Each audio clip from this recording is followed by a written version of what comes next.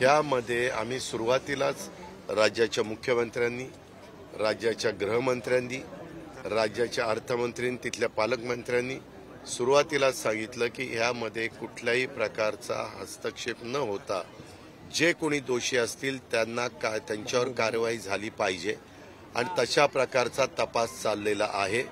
जसा जसा तपास पुढे जातोय, जसं जसं ज्यांचे कुणाची नावं पुढे येत आहेत त्या पद्धतीने पुढच्या ऍक्शन होत आहेत।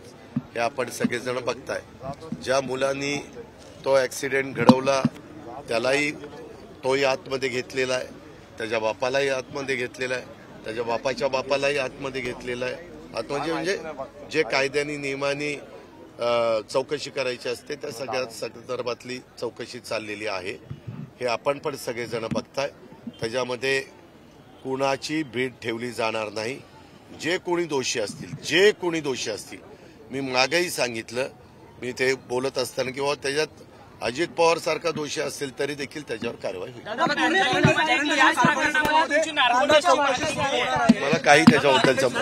मला त्याच्याबद्दलचं काही माहिती नाही। तुम्ही काय करता पत्रकार मित्र, काही तुम्हाला माहिती नसतं, काही पण बातम्या पसरवतात। त्याच्यामधला एक कागद तुम्ही दाखवा की चौकशी चाललेली आहे, दाखवा ना। तुम्ही प्रश्न विचारताना मला पुरावा तर पाहिजे ना तुमच्याकडे, दाखवा। तुम्ही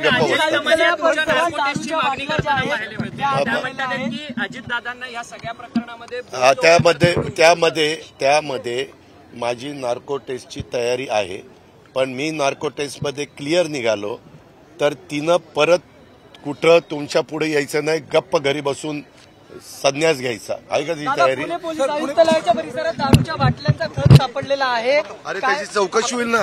तुम्ही काय पत्रकार थोडेसे वेडे आहेत का रे?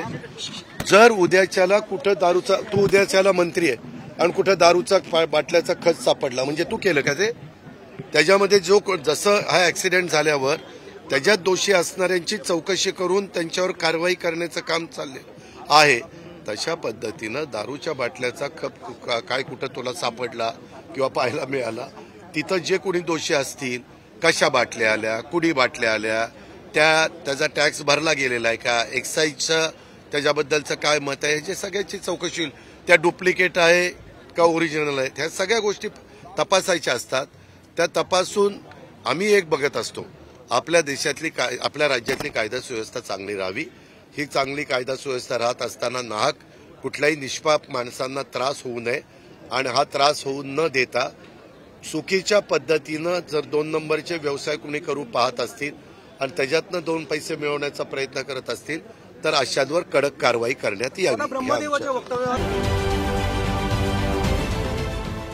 देश विदेशातील प्रत्येक घडामोडींचे लाईव्ह अपडेट मिळवण्यासाठी आता साम टीव्हीच्या सर्व सोशल मीडिया प्लॅटफॉर्मला लाईक, फॉलो आणि सबस्क्राईब करा।